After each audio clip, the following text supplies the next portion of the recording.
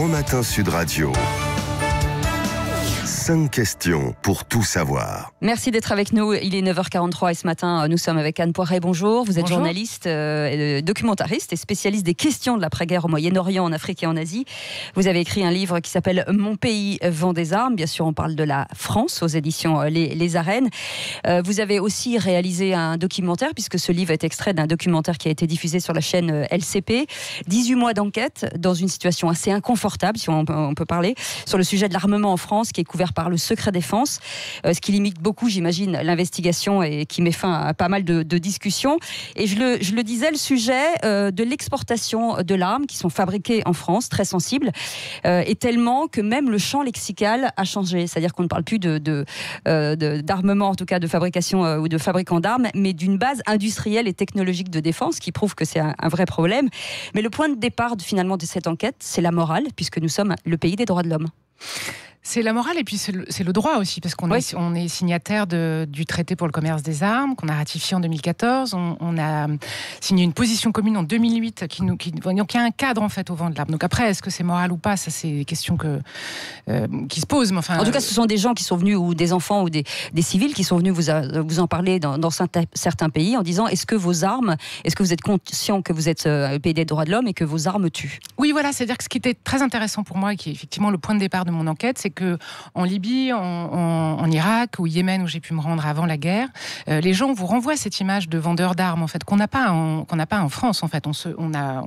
C'est ça un tabou, hein, c'est qu'on n'y pense pas. On a complètement évité cette idée. On se vit comme le pays des droits de l'homme et il faudrait et de l'extérieur, les pays en Égypte, c'est très très frappant.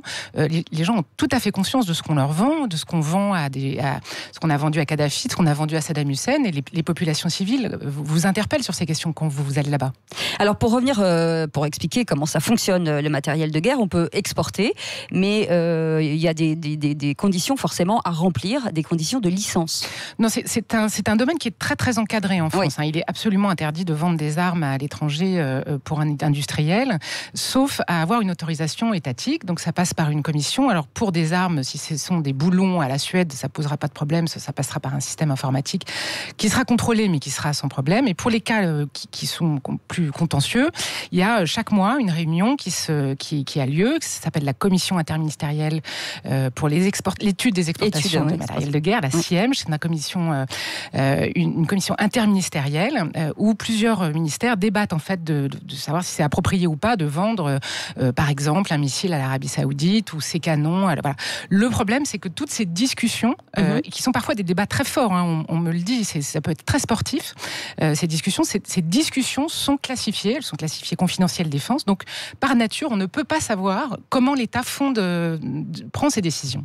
Oui, parce que normalement il y a des classifications par pays et puis des classifications par armes du coup, et c'est comme ça que normalement il devrait travailler. Alors en fait toutes les armes, à partir du moment où c'est du matériel de guerre, c'est classifié comme ça doit passer par cette commission, donc vous devez avoir cette licence. Donc l'État français contrôle toutes ces armes et toutes ces décisions, et les industriels s'abritent beaucoup derrière ça en disant c'est pas nous, c'est l'État français, nous on est responsable de rien. Alors ils sont quand même responsables de demander une licence, hein, ils pourraient s'abstenir, mais à partir du moment où la demande est faite, c'est la France qui prend cette décision. Les armes, en tout cas sous le mandat de François Hollande, avec Jean-Yves Le Drian, à la Défense, c'est quand même la période durant laquelle on a vendu le plus d'armes à l'étranger. Voilà, on a toujours été un pays qu'on appelle l'équipe France. L'équipe France, voilà. On a toujours exporté beaucoup d'armes. On n'a plus assez d'argent pour fabriquer et d'être complètement autonome dans notre armement sans l'exporter. C'est-à-dire que il faut le rentabiliser et donc il faut éviter les trous de production, c'est sûr. Une partie, voilà. Oui. C'est comme ça qu'il l'explique. Et sous François Hollande, il y a une décision effectivement qui a été prise pour équilibrer la loi de programmation militaire, de fonder une partie de l'équilibre budgétaire sur les ventes d'armes, sur l'exportation, et notamment d'essayer de réussir ce pari de vendre le Rafale que personne n'avait réussi à vendre. C'est pour ça que ça a augmenté aussi un petit peu. 86 Rafales. C'est pour ça, voilà. Ouais. S'il n'y avait pas eu cette vente, on n'aurait pas dit c'est sous François Hollande qu'on a vendu le plus d'armes, quoi. Oui, mais c'est comme ça, et ça entraîne effectivement, c'est pas juste l'avion, c'est des missiles qui viennent avec, c'est des corvettes, il y a eu tout un ensemble de choses, notamment. Et c'est l'industrie française derrière aussi. C'est comme ça qu'ils le disent, oui. C'est l'industrie, ça entraîne effectivement des emplois indirects. Voilà, simplement, c'est vrai que ces chiffres sont compliqués à vérifier. Donc, on ne sait pas exactement combien d'emplois sont concernés. La ministre récemment parlait de 400 000 emplois indirects. Bon, voilà, il faut la croire sur 400 000 parole. C'est le dernier chiffre qui est sorti en commission. Mais indirect. 60 000 qui seraient concernés directement par l'exportation. Donc voilà, il y a aussi un contexte de réarmement mondial. Il y a aussi le retrait des Américains. Par exemple, en Égypte, les Américains ont freiné sur les livraisons qu'ils faisaient à l'Égypte suite au massacre d'août 2013. Il y a quand même pratiquement, les organisations de droits de l'homme disent qu'il y a pratiquement 1 millier de civils qui ont été tués au Caire. À la suite de ça, les Américains ont quand même freiné sur les livraisons d'armes. Et il y a un espace qui s'est ouvert pour la France, sur lequel, effectivement, l'équipe France de Jean-Yves Le Drian est rentré, et à la suite d'un certain nombre de ventes de véhicules blindés qui se sont faits pour le coup dans le plus grand secret. Un espèce de partenariat s'est fait avec le maréchal Sissi et ses équipes. On a vendu des corvettes, puis le Rafale, et c'est devenu l'Égypte notre premier client en termes de livraison d'armes ces 2 dernières années. Alors il y a l'Égypte, mais il y a aussi l'Arabie Saoudite qui pose problème, surtout ces derniers temps dans la guerre du Yémen et les missiles aujourd'hui. Alors, vous en parlez assez facilement. Les missiles aujourd'hui, forcément, qui tuent des civils, ce qui est à la base totalement interdit dans le cadre du traité que vous avez évoqué. Mais malheureusement, on est en état de guerre. Ces missiles aujourd'hui, on n'a aucune preuve que ce soit aujourd'hui des missiles français. On sait que ce sont des missiles américains, mais on ne sait pas si ce sont des missiles français. Pour l'instant, il n'y a pas de preuve que des missiles français, effectivement, aient pu commettre des crimes de guerre, si vous voulez. La plupart des morts civiles et des crimes de guerre qui sont suspectés, accusés, les Saoudiens et les Émiratis au Yémen, sont notamment le fait de l'aviation. Et donc c'est plutôt des avions et des missiles vendus par les Américains et les Anglais. Sauf que, effectivement, Jean-Yves Le Drian a dit en commission des affaires étrangères en début d'année, il faut arrêter, c'est pas la France qui peut être suspectée, accusée de commettre ces crimes, enfin les armes françaises qui peuvent être accusées, puisque nous ne vendons rien à la chasse saoudienne. C'est pas vrai, on vend des pods, ce sont des outils qui sur les avions de chasse permettent de désigner les cibles. Donc on ne trouvera jamais ces pièces, évidemment, puisqu'elles sont embarquées dans l'avion. Donc on ne les trouvera pas sur un site de crimes de guerre, mais pourtant on les vend, et pourtant ils sont utilisés dans ce conflit au Yémen. Alors le problème, c'est justement entre le profit et l'éthique, c'est un peu le problème de la vente d'armes, et le secteur économique, en tout cas, enfin c'est un secteur extrêmement prospère, on l'a dit, pour les régions, et surtout pour l'emploi, on l'a dit, mais surtout les régions comme tout le Bordelais, par exemple. Le Bordelais, Bourges, ça a été très frappant pour moi, effectivement, d'aller à Bourges, où il y a des usines d'MBDA qui donc ont fabriqué le plus grand missilier d'Europe, qui est une société anglaise aussi, italienne, mais française, l'ancien Matra. Donc ils ont des usines à Bourges, ils ont des Nexter aussi à des usines à Bourges, où ils fabriquent les canons César et juste à côté les munitions pour ces canons qui sont employés dans la guerre au Yémen. C'est vrai qu'il faut avoir conscience que ces régions, dans ces régions-là, il n'y a pas beaucoup d'autres emplois, en fait. Donc ce sont des entreprises prospères, vous l'avez dit, qui embauchent. Donc voilà, c'est évidemment un débat très complexe. Il faut tout à fait avoir confiance de ça. Et pour ces régions, c'est tout à fait central, et c'est très compliqué. Donc, il y a beaucoup de maires qui les défendent. Et voilà, il y a des maires qui les défendent parce qu'ils font très bien vivre ces régions. Donc, parce qu'il y a cette entreprise, mais il y a aussi Thales, il y a Dassault, il y a Safran, il y a Renault. Bien sûr. Non, ce sont des voilà. Simplement, c'est pas qu'un débat éthique et moral, c'est aussi un débat légal, puisque ce qu'avancent les ONG, c'est qu'on a signé ce traité.